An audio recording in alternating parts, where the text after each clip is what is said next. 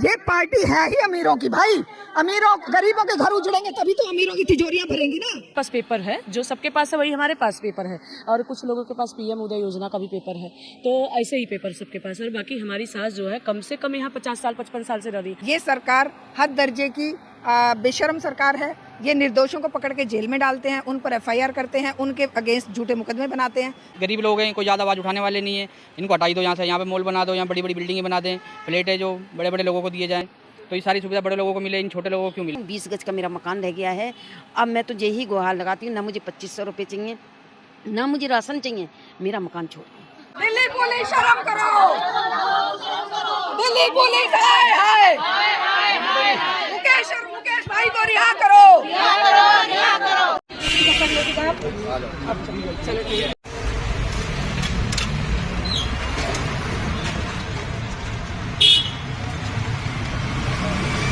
इस वक्त मैं मौजूद हूँ शालीमार बाग के पुलिस स्टेशन में, जहाँ पे शालीमार विलेज के जो निवासी हैं उन सभी ने धरना दे रहे हैं ये कहकर कि यहाँ पे उनके एक व्यक्ति को सुबह सुबह अरेस्ट कर लिया गया है बिना किसी बात के, और उनसे मिलने भी नहीं दिया जा रहा है। इसको लेकर वो प्रदर्शन कर रहे हैं, उनसे छुड़वाने की मांग कर रहे हैं, और साथ ही साथ ये भी मांग कर रहे हैं सरकार से कि उनके जो सपनों का महल तोड़ने का वो सपना देख रहे हैं उसे छोड़ दें, और ना उन्हें पैसा दे ना कुछ, लेकिन उनको घर दे दें। इस पर उन लोगों का और क्या कहना है आइए जानते हैं। और उनका कहना है कि मुकेश भाई का कोई कसूर नहीं है, हम फोन कर रहे हैं, वो बाहर आपको मिलेंगे। अब जब हम यहाँ पर आए हैं तो एसएचओ गायब है, एसएचओ के नीचे वाला भी गायब है, और ये हमें कह रहे हैं कि आप आराम से बैठिए। कहाँ बैठे? सुबह से बैठे हुए हैं 6 बजे से। 6 बजे से पानी नहीं पिया इस औरत ने। छोटे छोटे बच्चे इसके भूखे प्यासे घर पे हैं, और ये औरत बेचारी रो रो के बुरा हाल है, और इस सरकार को शर्म नहीं आ रही है। जिनका अरेस्ट किया है वो कौन है? मुकेश भाई है, मुकेश पासवान, जो इन महिलाओं के घरों को बचाने के लिए 4 महीने से धरने पे इनके साथ बैठे हुए हैं। वो इनका भाई है, इनका भाई है। अपने भाई को छुड़ाने बहनें नहीं आएंगी तो और कौन आएगा? बहनें ये अभी मुख्यालय पे गई थी बीजेपी के, और ये लगातार रेखा गुप्ता से मिलने के लिए भाग रही है, लेकिन रेखा गुप्ता इनको देख के छुप जाती है। रेखा गुप्ता इनके सवालों के जवाब नहीं दे पा रही है। हम सुबह से इन बहनों ने कुछ नहीं खाया पिया, हम भी सुबह से नैनाबासी घूम रहे हैं, और ये एसी कमरों में जनता के टैक्स पेयर के पैसे से एसी कमरों में ऐश कर रहे हैं, और हम लोगों को धक्के मार रहे हैं। तो कैसे ऐसे चलेगा? निर्दोष लोगों को जेल में ठूंस रहे हैं, तो कितनी बेशर्मी की बात है। लोगों के सरों पे से छत छीन रहे हैं, लोगों का जीने का हक छीन रहे हैं, लोगों की रोटी रोजी छीन रहे हैं। ये सारी भूखी प्यासी महिलाएं, ये सारे इनके बच्चे घरों में भूखे बैठे हुए हैं, और इनको शर्म नहीं आ रही है। ये धरना कितने दिनों से चल रहा है? कितने महीने? 4 महीने हो गए, 4-5वां महीना शुरू हो गया। अब 4-5 महीने से ये बेचारी घरों में खाना नहीं बन रहा है, इनके बच्चे एग्जाम देने नहीं जा पा रहे हैं, इनके पति अपनी नौकरियों पे नहीं जा पा रहे हैं, और ये सरकारें अंधी बहरी हुई बैठी हैं। दुनिया इस सड़क से चौड़ी सड़क है वो, वहाँ पर जहाँ पर ये बुलडोजर चलाने की बात करें, इससे ज्यादा बड़ी सड़क है वो। उस सड़क को चौड़ा करने के नाम पे ये कह रहे हैं कि हम यहाँ पर बुलडोजर चलाएंगे। इनके 70 साल से ये बहनें बसी हुई है, 70 साल से ये लोग बसे हुए हैं। अब बताइए सरकार भाग दौड़ यहाँ कर रहे हैं, बिना मतलब का चोरी थोड़ी कर रहे हैं। अंदर से पकड़ के ले के थाने में बैठा ले, और यहाँ आए पूछे, बोले यहाँ पर कोई नहीं है, मुकेश है ही नहीं, हमारा बेटा है वो। आप उनकी माता जी हैं? हाँ, हमारे बेटा हैं। मतलब ये क्या? इनके बेटे हैं। आप सोचिए, उनकी पत्नी है, उनके 2 छोटे छोटे बच्चे घर पे भूखे बैठे हैं। सुबह 6 बजे उठा के ले गए।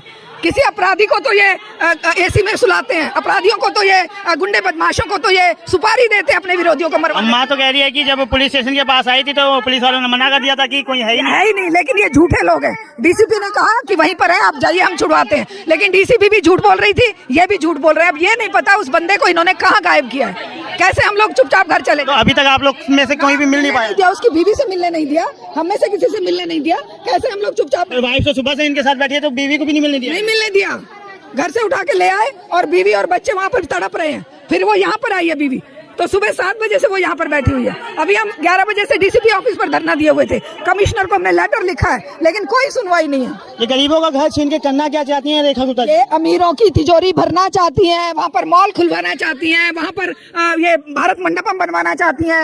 ये पार्टी है ही अमीरों की भाई। अमीरों गरीबों के घर उजड़ेंगे तभी तो अमीरों की तिजोरियां भरेंगी ना। मतलब ये जो कह के आए थे कि हम महिलाओं की मदद करेंगे, हम गरीबों की मदद करेंगे, ये सब एक जुमलेबाजी थी। ये देखिए ना, इन महिलाओं की कितनी मदद करी है। सुबह से भूखी प्यासी बेचारी 4 महीने से भूखी प्यासी सड़कों पे पड़ी हुई है, 4 महीने से सड़कों पे पड़ी हुई है, और पता नहीं किस दिन बुलडोजर लाके वो इनके घर से बेघर कर देंगी। कैसे कैसे हम लोग चुप बैठ सकते हैं? क्या मेरी बहन की पीड़ा मेरी पीड़ा नहीं है क्या? तुम्हारे जैसे बच्चे इन बहनों के नहीं है क्या? इनके पति बेचारे जो दिन रात दहशत में जी रहे हैं कि पता नहीं किस दिन आकर बुलडोजर चला दें, तो कैसे जिएंगे? बच्चे कॉलेज के, यूनिवर्सिटी के, स्कूलों के एग्जाम नहीं दे पा रहे हैं। आप देख सकते हैं कि अब सब लोग अंदर जाके ही, पुलिस स्टेशन के अंदर जाके ही बैठने वाले हैं। तो हम भी आगे अंदर चलते हैं और देखते हैं। मैम, आप लोगों के घर में नोटिस आया है कि घर टूटेगा रोड चौड़ी करने के लिए। अब मैं ये जानना चाहता हूँ, आप लोग वहाँ पे कितने टाइम से रह रहे हैं?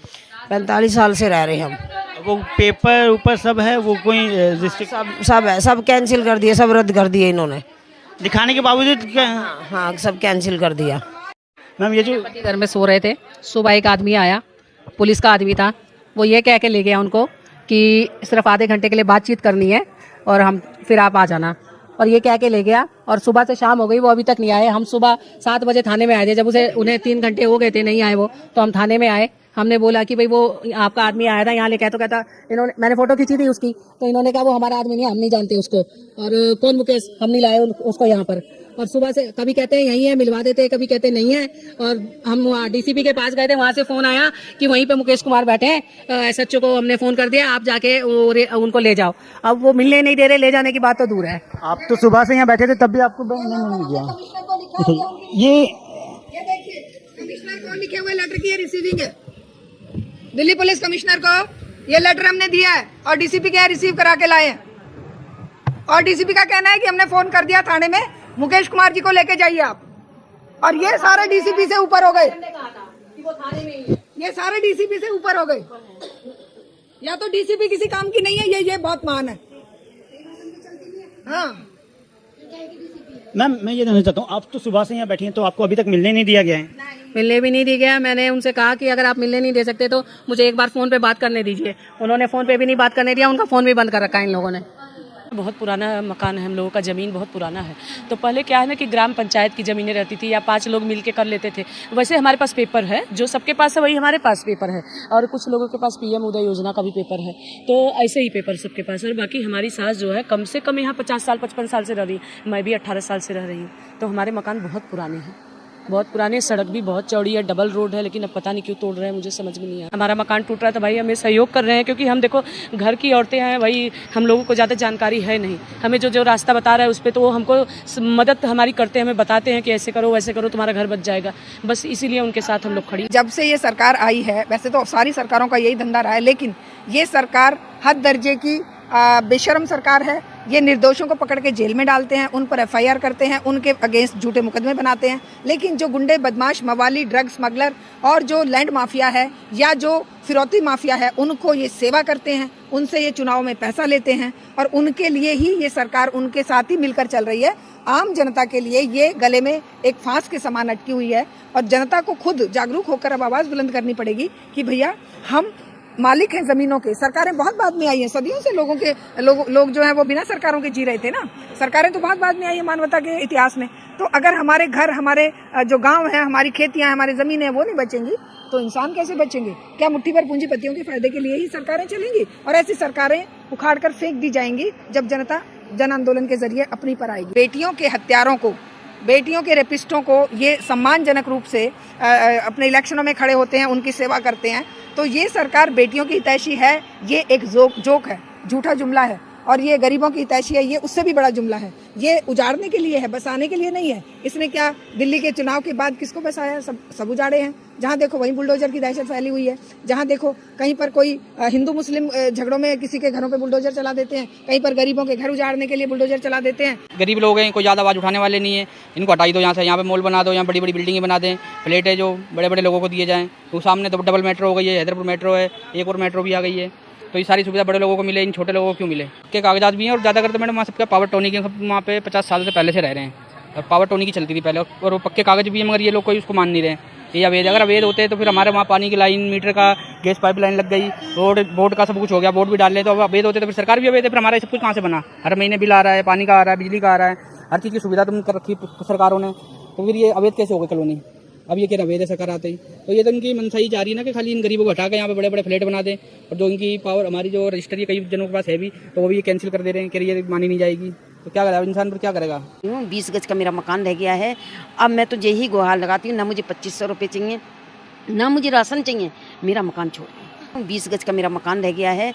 अब मैं तो यही गुहार लगाती हूँ, ना मुझे 2500 रुपये चाहिए, ना मुझे राशन चाहिए, मेरा मकान छोड़ दें। सिलेंडर जी क्या देगी? सिलेंडर तो खुद ही इनने बंद कर दिए, लोग बाग वैसे ही भग रहे हैं। मतलब जो भी गरीब गुरबा है वो तो वैसे ही भग रहा है। मगर मैं अपनी तरफ से यही कहूँगी कि मेरा मकान छोड़ दें, मुझे कहीं नहीं रहना, क्योंकि मेरा काम धंधा यहीं है। मैं झाड़ू पोछा बर्तन करती हूँ और मेरा काम धंधा यहीं है। और मुझे ना कहीं भेज भी रही है ना तो मैं किराए पे क्यों जाऊँ? अपना मकान छोड़कर कोई किराए पे जाएगा? तुम कितने दिन किराया दोगी? 1 महीना 2 महीना, उससे ज़्यादा तो दोगी नहीं। अब सवाल ये है कि अपनी जगह पे उसने मेहनत से बनाया, 3 मंजिल मैंने बनाया, और बनाने के बाद अब तुम जो कह रही हो मैं तोड़ूंगी। अरे तोड़ने का सवाल छोड़ो, इतनी सरकार आई चली गई और उनने 1 इंच नहीं तोड़ा। 2 दफ़े टूट चुका था ना, जो कहले अब नहीं टूटेगा बिल्कुल भी। अब हमारा खाने का टाइम आया। जो 2 दफे टूटा वो बीजेपी सरकार के दौरान टूटा या आम आदमी पार्टी के? नहीं, इसी के द्वार बीजेपी सरकार। हाँ, इसी की। जब ये जीती है, जब जाने मकान तोड़े। अब ये 30 साल के बाद आई है, फिर तोड़ने की चालू कर दी। और ये इसलिए ही नहीं चुनी जा रही थी, मगर पता नहीं क्या हुआ, कैसे होगा, ये जीत गई। सुबह 6 बजे दिल्ली पुलिस के कांस्टेबल जी आते हैं और वो हमें कहते हैं कि आपको SHO साहब बुला रहे हैं, और SHO साहब का सम्मान रखते हुए हम चले गए। लेकिन वो थाने नहीं ले गए, यहीं पे एक बूथ था फुटेज हॉस्पिटल के पास, वहाँ मुझे इन्होंने करीब सुबह 6 बजे से लेके शाम के 6 बजे तक इन्होंने हमारे को डिटेन करा। मैं तो कानून को मानने वाला और गांधीवादी विचारधारा का व्यक्ति हूँ। मैं 3 महीने 4 महीने से सत्याग्रह पे बैठा हुआ हूँ, तो मुझे कोई प्रॉब्लम नहीं है। मेरा एक ही लड़ाई है कि आप वैध तरीके से जो भी कीजिए, वैध तरीके से। लेकिन मुझे लगता है कि सरकार वैध के नाम से ही उसको एक एलर्जी हो गई है, उसे वैध तरीके से कोई काम करना ही नहीं है।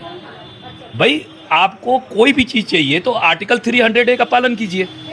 आपको निवास का अधिकार मौलिक अधिकार है, जो अनुच्छेद 19 में लिखा हुआ है, तो आप किसी का अधिकार कैसे ले सकती हैं?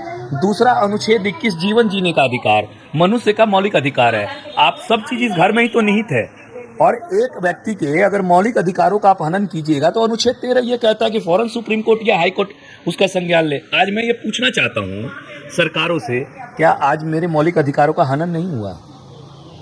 क्या वाकई देश संविधान से चल रहा है?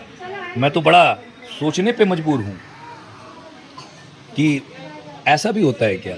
मैं एक नॉन पॉलिटिकल आदमी हूँ, मुझे पॉलिटिक्स आती नहीं है, और मैंने सोचा कि भाई संविधान मैं लेके चलता हूँ कि संविधान से देश चलेगा। यही हमारे पूर्वज भी बता गए थे, और बाबा भीमराव अंबेडकर ने एक बात कही थी कि अब संविधान लिख दिया गया, अब कभी देश में क्रांति की आवश्यकता नहीं होगी।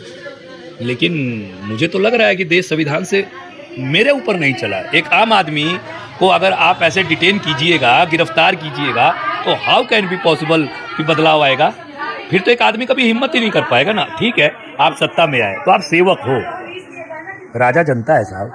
जनता के द्वारा चुनी गई प्रतिनिधि जो हमारे ही वोटों से जीती हुई हैं, तो ये हमारे साथ ऐसा क्यों व्यवहार कर रही हैं? ये बड़ा हास्यास्पद है। घर इनका टूटने वाला, जो इनके सपनों का महल टूट रहा है, उसको लेकर भी 3 महीने से ज़्यादा हो गए ये प्रदर्शन करते हुए, लेकिन सरकार के कान में जूं तक नहीं रेंग रही है। उसको लेकर लोगों में सरकार के प्रति आक्रोश कुछ ज़्यादा नजर आ रहा है। लेकिन अब सवाल यही है कि क्या सरकार इनकी बात सुनेगी या ये यूं ही अनसुना करती रहेगी? इस पर आपका क्या कहना है, कमेंट करके जरूर बताएं। ऐसे और खबरों के लिए बने रहें हमारे साथ। देखते हैं नेशन आज। धन्यवाद।